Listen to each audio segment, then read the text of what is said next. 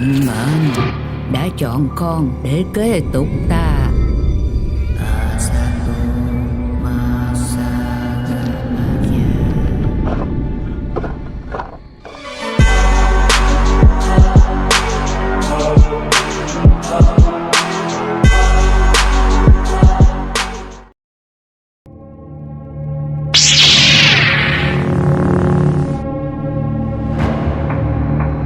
Boneka arwah atau spirit doll. Sejumlah artis di Indonesia ramai-ramai memamerkan boneka arwah miliknya. Boneka arwah atau yang biasa disebut spirit doll tersebut diyakini memiliki kekuatan magis, sehingga mereka merawat selayaknya anak sendiri. Para artis yang merawat boneka arwah diantaranya Ivan Gunawan, Lucinta Luna, hingga Celine Evangelista. Artis-artis tersebut tidak sungkan-sungkan untuk menggugah kebersamaan dengan boneka yang sedang viral tersebut pada akun media sosial mereka. Meskipun sebetulnya untuk keberadaan boneka arwah semacam tersebut sudah ada sejak zaman dahulu, dan biasanya boneka semacam itu digunakan dalam beberapa ritual pemujaan. Atau asal-usul. Spirit doll pertama dibuat oleh orang-orang primitif untuk tujuan keagamaan dalam bentuk boneka, patung, dan voodoo. Benda-benda ini kemudian diakuisisi oleh peradaban untuk tujuan mistik.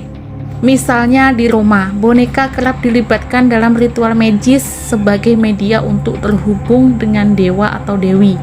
Di Mesir, para mistikus menggunakan boneka dalam upacara keagamaan, pelepasan spiritual, dan untuk mengutuk orang-orang tertentu. Di daerah Afrika, boneka atau patung dianggap sebagai kekuatan perwujudan roh yang dapat menyembuhkan atau melindungi.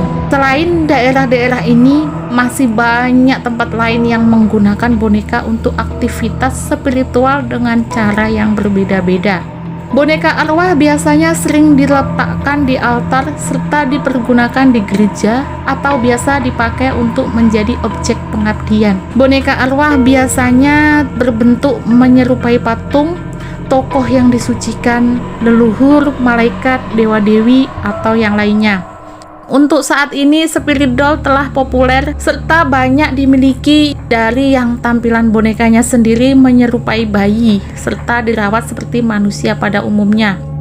Seolah-olah boneka tersebut memiliki arwah seperti bayi atau manusia, dan bahkan boneka arwah ini sudah dijual dengan secara online.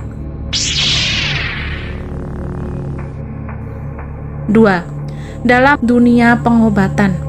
Dimulai pada tahun 2006, seorang seniman bernama Bud Kobe membuat kelas privat pengobatan yang diberi nama Medicine Dolls atau boneka pengobatan.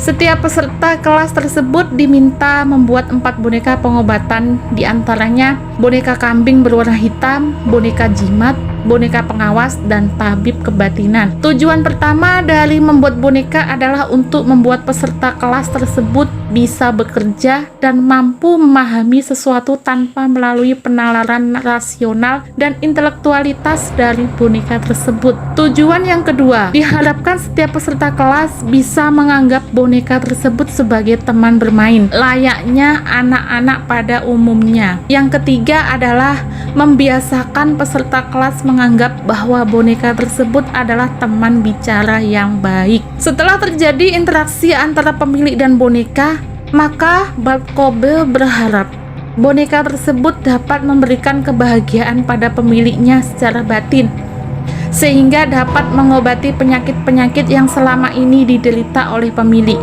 Ya, kalau dipikir-pikir memang aneh sih, tapi itulah kenyataannya. 3. Boneka arwah Thailand.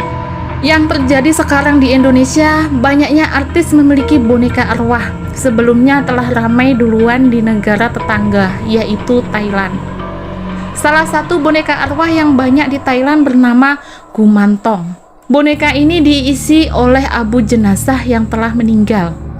Boneka Gumantong memiliki ciri khas, yaitu memiliki tato atau rajah khas Thailand di seluruh kucur tubuh boneka.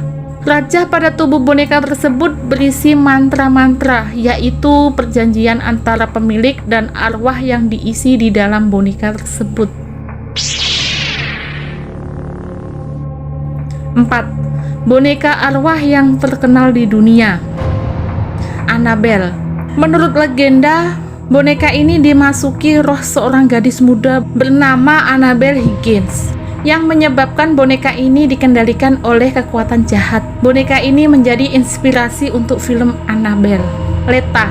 Boneka ini pertama kali ditemukan oleh Kerry Walton di sebuah bangunan yang ditinggalkan pada tahun 1972 di Wagga Wagga, Australia. Walton menamai boneka itu Leta Me Out karena meyakini boneka ini memiliki karakteristik supernatural. Walton mengklaim bahwa orang-orang telah melihat boneka itu bergerak di depan mereka dan kerap meninggalkan bekas goresan di sekitar rumah. Robert. Ini adalah boneka milik pelukis dan penulis Robert Eugene Otto. Beberapa dekade setelah keluarga ini meninggal, boneka itu disumbangkan ke Museum Martello Timur, Key West, Florida, Amerika. Sekarang menjadi objek wisata yang populer. Menurut cerita, boneka ini mampu bergerak, mengubah ekspresi wajah, dan tertawa. Okiku. Boneka ini dimiliki seorang anak perempuan bernama Kikuko. Setelah si anak meninggal karena flu, keluarga Kikoku tetap menyimpan boneka kesayangannya sebagai pengingat. Setelah itu, rambut boneka itu mulai tumbuh dengan sendirinya. Pupa. Pupa dibuat pada tahun 1920-an untuk seorang anak kecil. Setelah pemiliknya meninggal pada tahun 2005, keluarganya menempatkan Pupa di dalam kotak kaca. Beberapa orang melaporkan bahwa pupa dapat berubah posisi secara berkala, mengubah ekspresi wajah, dan menabrak kaca seolah ingin melarikan diri. Mandy. Mandy adalah boneka bayi yang disumbangkan ke Museum Quesnel, Kanada pada tahun 1991. Pemiliknya menyerahkan Mandy ke museum setelah ia mendengar bayi menangis di ruang bawah tanah. Setelah diserahkan ke museum, beberapa hal aneh mulai terjadi di museum, seperti makanan menghilang, benda-benda menghilang, dan terdengar langkah kaki. Barbie dari Pulau Ubin. Menurut legenda Singapura, Barbie dari Pulau Ubin dihuni oleh roh dari seorang gadis Jerman yang sekarat pada Perang Dunia II. Seorang laki-laki Singapura membeli boneka ini setelah beberapa kali memimpikan gadis asing yang minta dibelikan boneka Barbie dan meletakkannya di kuil untuk mengenang seorang gadis Jerman. 5. Bagaimana spirit dolls menurut Islam? Sekretaris Komisi Fatwa Majelis Ulama Indonesia atau MUI, Kiai Haji Miftahul Huda, telah menanggapi fenomena ini dengan menjelaskan terlebih dahulu tentang boneka yang digunakan secara umum untuk mainan anak-anak. Beliau mengatakan bahwa ulama jumhur, mayoritas ulama telah menyatakan kebolehan atas boneka menjadi mainan anak-anak karena terdapat hadis yang diriwayatkan oleh Sayyidah Aisyah radhiyallahu anha. Aku dahulu pernah bermain boneka di sisi Nabi Shallallahu Alaihi Wasallam. Aku memiliki beberapa sahabat yang biasa bermain bersamaku. Ketika Rasulullah Shallallahu Alaihi Wasallam masuk ke dalam rumah, mereka pun bersembunyi dari beliau. Lalu beliau menyerahkan mainan padaku satu demi satu. Lantas mereka pun bermain bersamaku.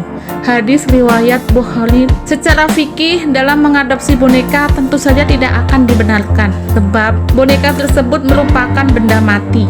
Apalagi terdapat kepercayaan bahwa dalam boneka tersebut berisi ruh atau arwah. Dalam Islam ini disebut syirik atau perbuatan yang menyamakan sesuatu selain Allah dan disandarkan pada Allah dalam hal rububiyah dan uluhiyah. Siapakah tokoh selanjutnya? Untuk para sobat lapangan juga bisa request untuk tokoh yang akan dibahas. Silahkan ketik request kalian di kolom komentar. Kita akan sajikan pada video kami selanjutnya. Jangan lupa nonton video kami yang lain, karena masih banyak kisah unik dari berbagai tokoh yang sudah kita rangkum menjadi paparan yang menarik. Terima kasih, semoga bermanfaat.